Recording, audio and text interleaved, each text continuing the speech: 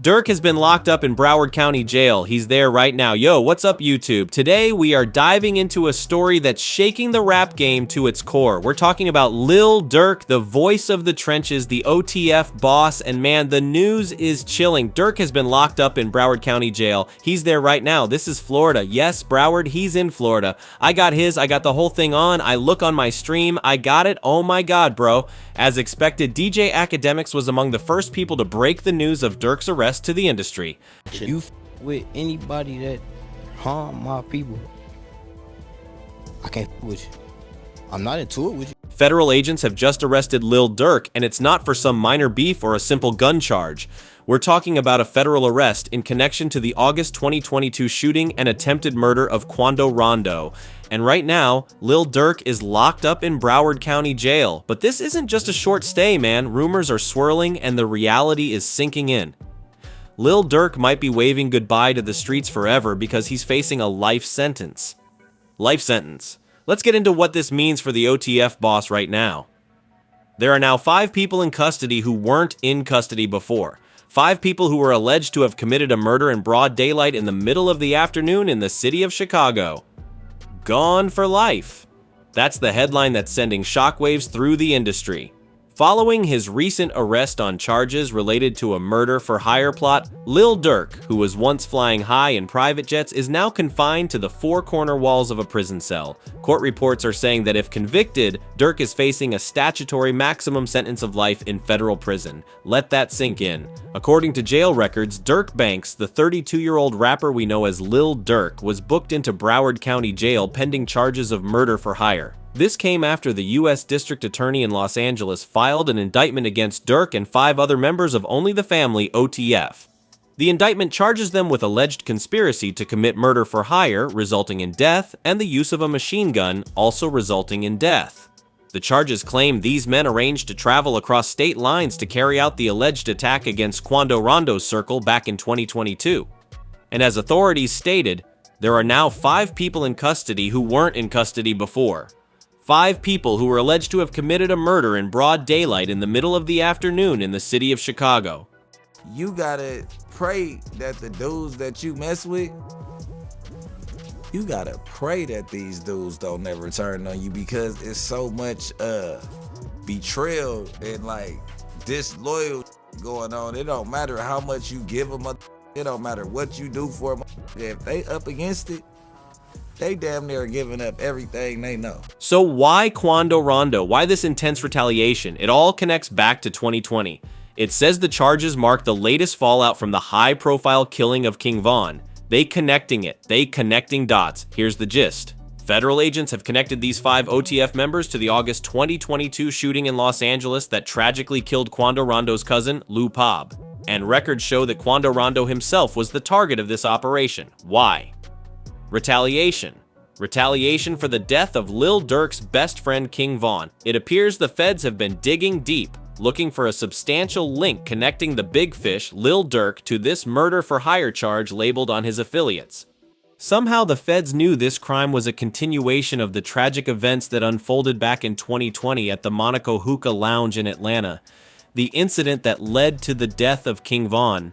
And let's be real, did the feds need an informant to tell them that if it concerns King Von's death? Lil Durk definitely called the shots. I think it was only a matter of time before they connected Durk to the August 2022 shooting, especially after they indicted and arrested those 5 members for the hit. The paperwork, the evidence to take down Lil Durk, it was piling up. No wonder Durk was hit with the most devastating events of his career as soon as the feds got what they wanted. Let's not forget that Lil Durk is in this mess right now because he was triggered by the Slide for Von campaign by fans urging him to get back at the folks who killed his bestie.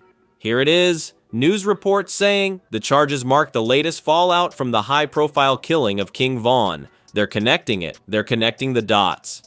What this means is that prosecutors have reasons to believe the case has deeper roots in a long-standing conflict. The altercation between Quando Rondo's crew and King Von in 2020 ended with Von's tragic death in Atlanta.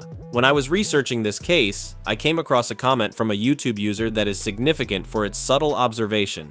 It's truly unfortunate that all this mess is happening because of an ego-filled fistfight that happened in 2020, and it's even pathetic to see that what is left of that unfortunate occurrence is nothing but a bowl of consequences that Durk might live with for the rest of his life. What's the issue with you and your boy? Like, how did it start? Because there's I'm gonna be honest with you. I really don't know. I don't know. 'Cause what you do? You've met him before. What did you do for me to be into it with you? Like the real thing. Diss songs back and forth. Cool. I think he's mad. I think there's two things that he did. The indictment didn't just link Durk to the motive, it laid out the alleged plan, and man, the evidence is serious. According to the indictment, co-conspirator 1, believed to be Lil Durk, would place a bounty on individuals that co-conspirator 1 and other members wanted to kill, including TB.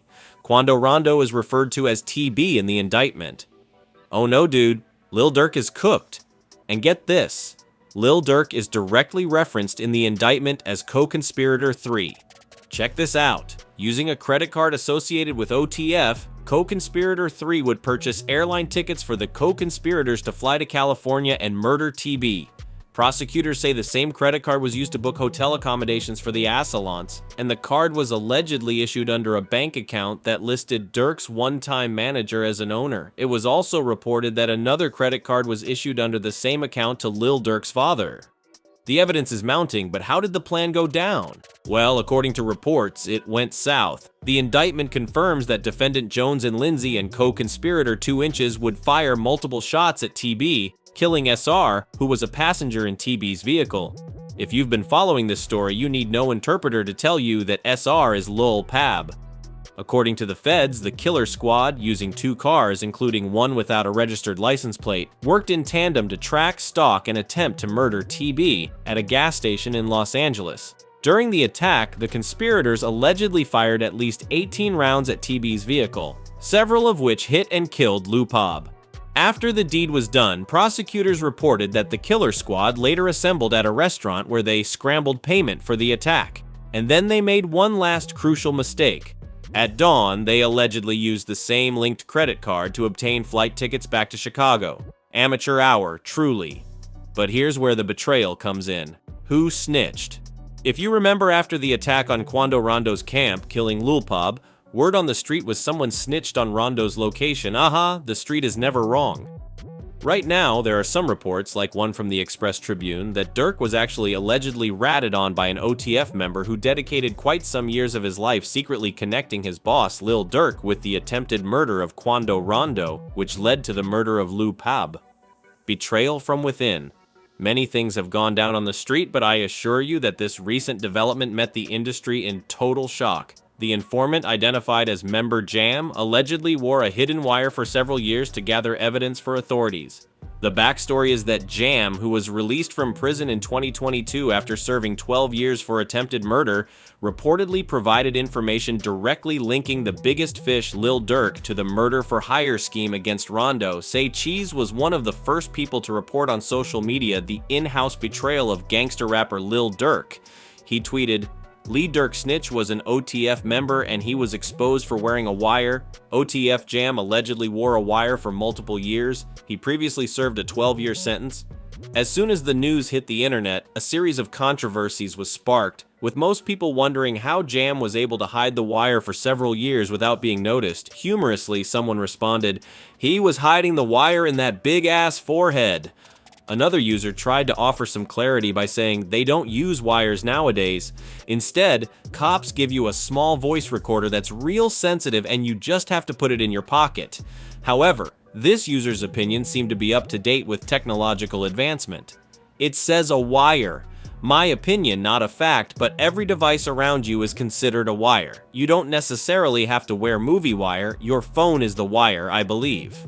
Well, to be honest, using wire to rat sounds like some old school rat thing. I believe technology has moved forward and so have rats. Gosh, and I'm speaking for the whole Chicago. You ain't there. Shut the fuck up. You weren't there. So you made a diss and said something about Von. That's why I don't with you. You ain't did. You did zero. In reality.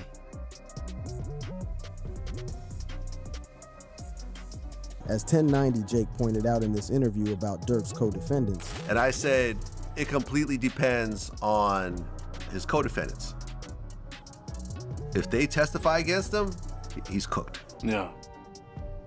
If everyone stays quiet, he'll be good, but it's a little hard for the actual shooters that have been caught, that are confirmed that they're the shooters, to just say, yeah, I'll do life in prison. Like, okay, no problem. What was more shocking was the fact that when Jam was in jail, word on the street was that Lil Durk held the ground for him, provided for his family, and paid for his lawyers.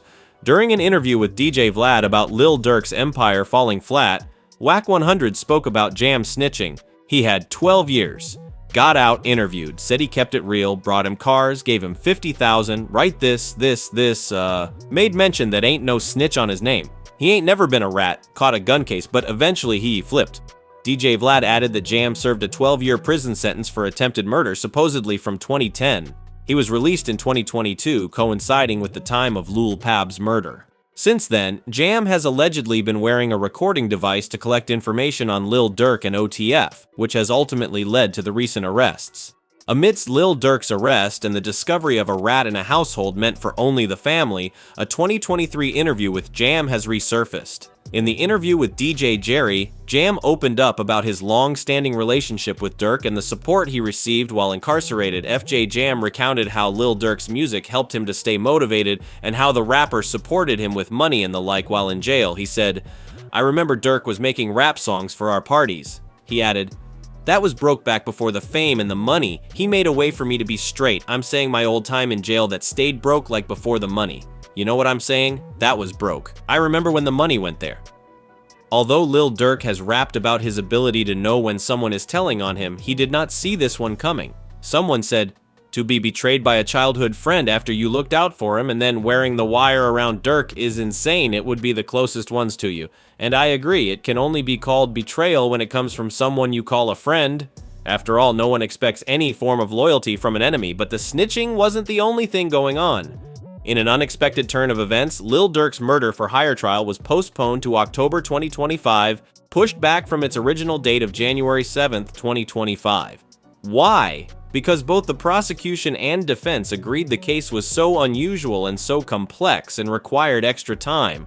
According to news reports, discovery for the case includes more than 230 gigabytes of digital evidence and over 20,000 pages of reports about murder and other violent acts, photographs, witness statements, and medical documents. Massive. But this massive evidence wasn't the main reason for the trial being pushed back. It was something bigger. The postponement was called after an FBI agent in Chicago filed a newly unsealed affidavit last year connecting Lil Durk to another murder for hire plot. Although Lil Durk is not yet charged for that, the affidavit cited text messages and social media exchanges between two individuals discussing payment from Durk. The affidavit revealed the payment in question was for the 2022 murder of Stefan Mack, a 24-year-old gangster disciple gang leader. Word on the street says the hit was retaliation for the murder of Lil Durk's brother Thang. In June 2021, Lil Durk's brother Thang was shot and killed, allegedly by a gangster disciple member. It seems Durk always slid for his brothers. The FBI agent cited the hit, alleging in the affidavit that Durk was and still is offering money for people to kill those responsible for his brother's murder, including his longtime ops, gangster disciples members. Lil Durk's legal team's effort to get him out of jail on pre-trial release has been unsuccessful, largely because prosecutors are using this FBI agent's unsealed affidavit as evidence that Durk is not fit for pre-trial release. In a filing, prosecutors claim the unsealed affidavit underscores why the defendant cannot be released pending his trial.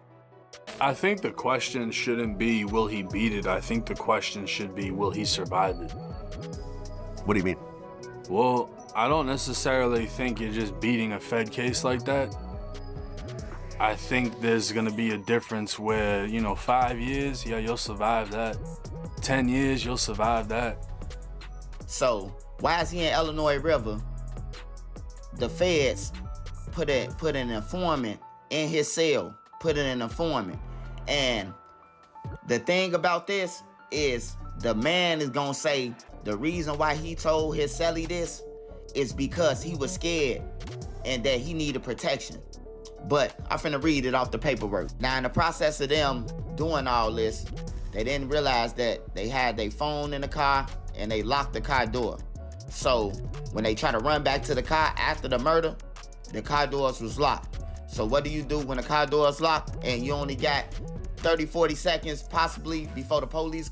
To really understand the full weight of this situation, you need to understand the bond that started it all. The bond between Lil Durk and King Von. They were the evil twins, Von and Durk. Lil Durk, legally known as Durk Banks, was born on October 19, 1992, and grew up in the Englewood neighborhood on the south side of Chicago, an area notorious for its high crime rates and gang activity, shaping much of Durk's early experiences. He faced numerous challenges growing up, including the incarceration of his father when he was just 7 months old. It was hardships like this that fueled his rise from the slums of Chicago to the top of the industry chain.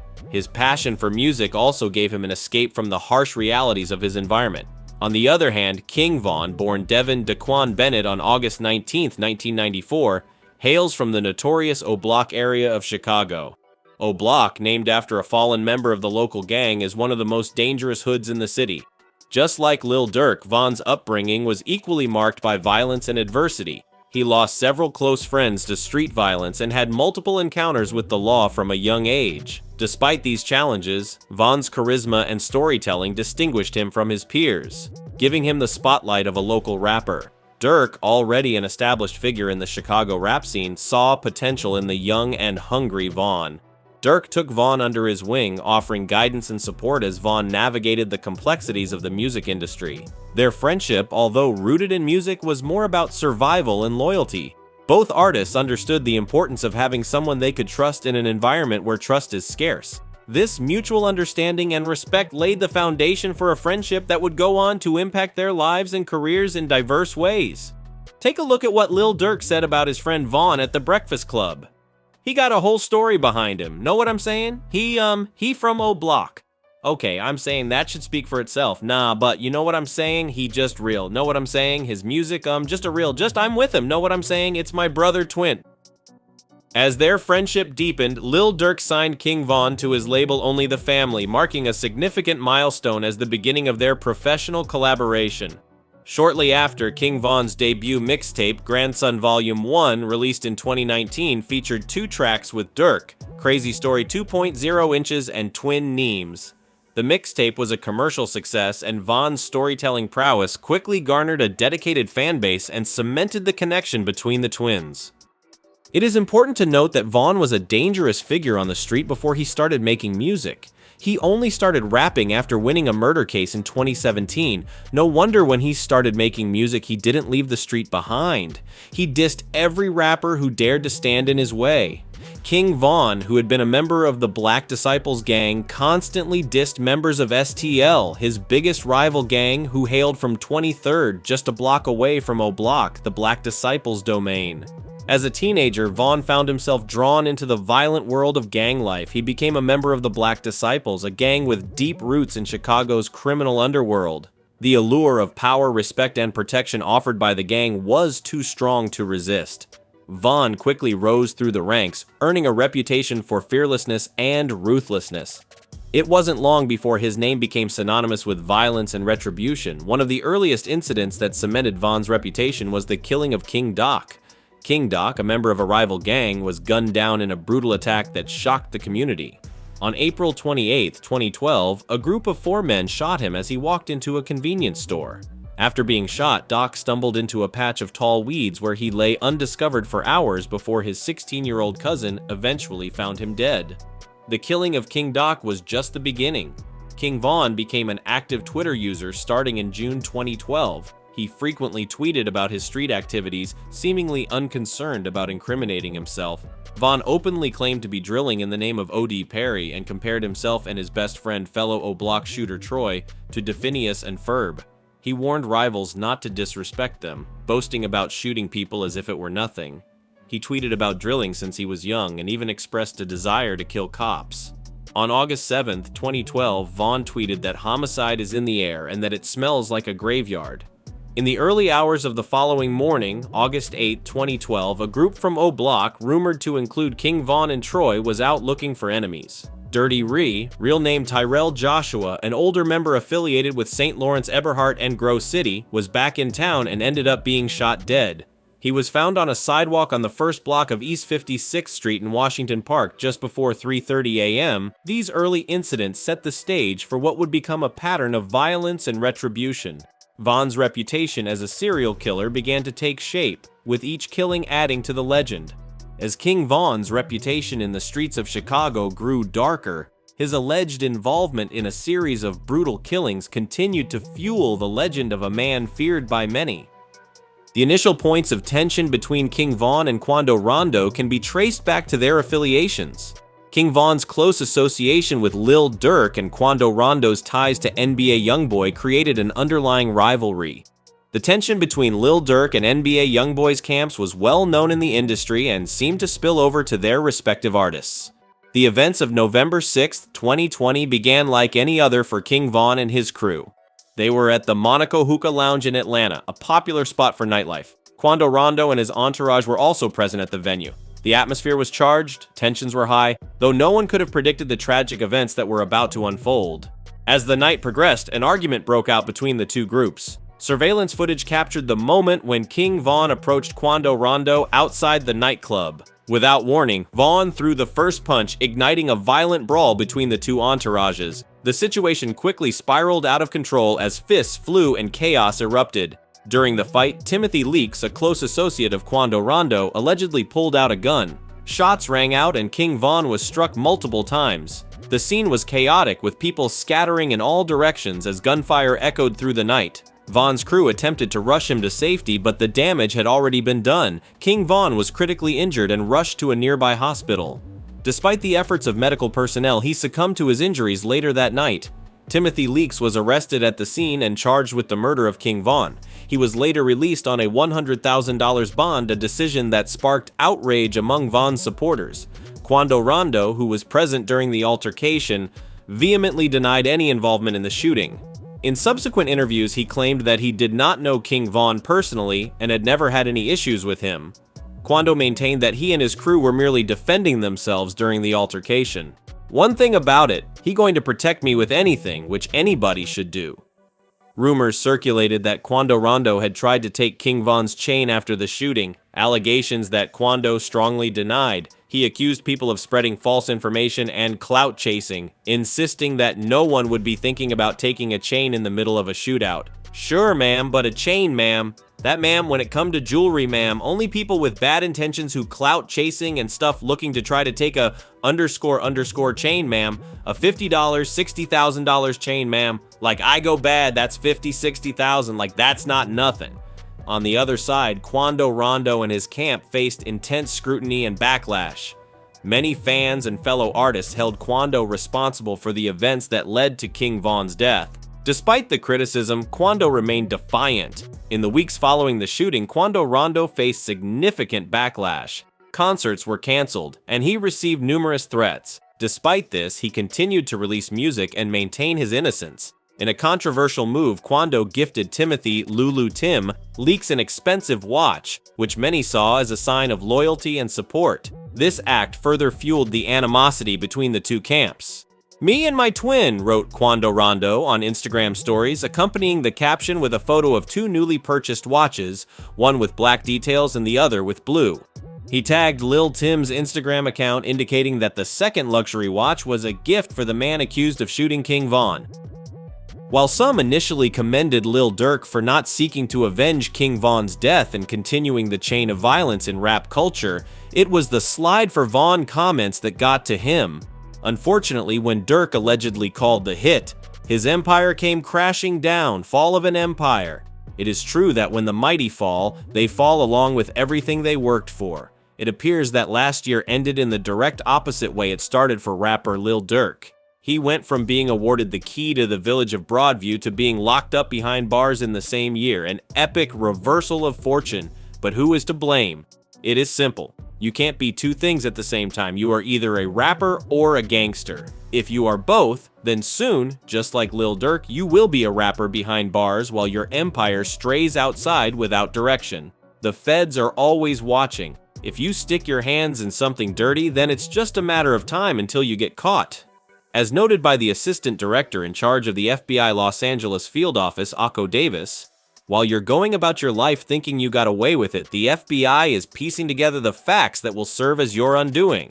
This is particularly true of Lil Durk's plot twist. Let me give you a little recap of how his year started before his arrest. The All My Life rapper gets honored near his hometown for his work with his Neighborhood Heroes Foundation. The Grammy Award-winning rapper was awarded multiple keys to the city, including Village of Broadview and Village of Bellwood. This prestigious honor is added to the long list of accolades that the self-proclaimed voice of the trenches has received in the last few years.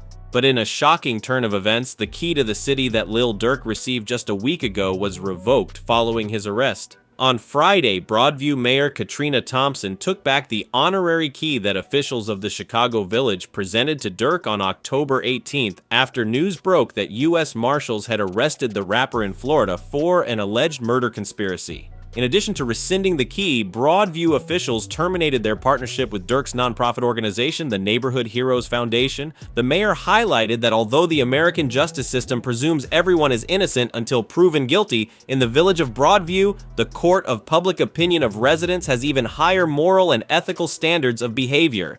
This is just a glimpse of the consequences of gang life. Your legacy will be tarnished, affiliates will disown you, and more likely than not, you end up behind bars if you are lucky. However, if you are unlucky, just like King Von, the consequences of gang life will get you boxed 6 feet underground.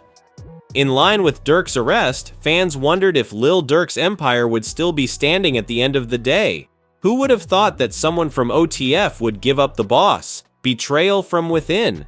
Many things have gone down on the street, but I assure you that this recent development met the industry in total shock. The informant, identified as member Jam, allegedly wore a hidden wire for several years to gather evidence for authorities. The backstory is that Jam, who was released from prison in 2022 after serving 12 years for attempted murder, reportedly provided information directly linking the biggest fish, Lil Durk, to the murder-for-hire scheme against Rondo. Say Cheese was one of the first people to report on social media the in-house betrayal of gangster rapper Lil Durk. He tweeted, "Lee Durk Snitch was an OTF member and he was exposed for wearing a wire.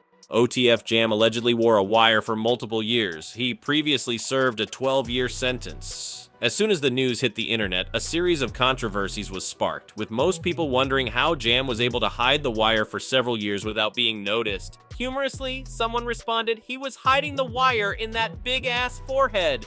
Another user tried to offer some clarity by saying, "They don't use wires nowadays. Instead, cops give you a small voice recorder that's real sensitive and you just have to put it in your pocket." However, this user's opinion seemed to be up to date with technological advancement. It says a wire. My opinion, not a fact, but every device around you is considered a wire. You don't necessarily have to wear movie wire. Your phone is the wire, I believe. Well, to be honest, using wire to rat sounds like some old school rat thing. I believe technology has moved forward, and so have rats. What was more shocking was the fact that when Jam was in jail, word on the street was that Lil Durk held the ground for him, provided for his family, and paid for his lawyers. During an interview with DJ Vlad about Lil Durk's empire falling flat, Wack 100 spoke about Jam snitching.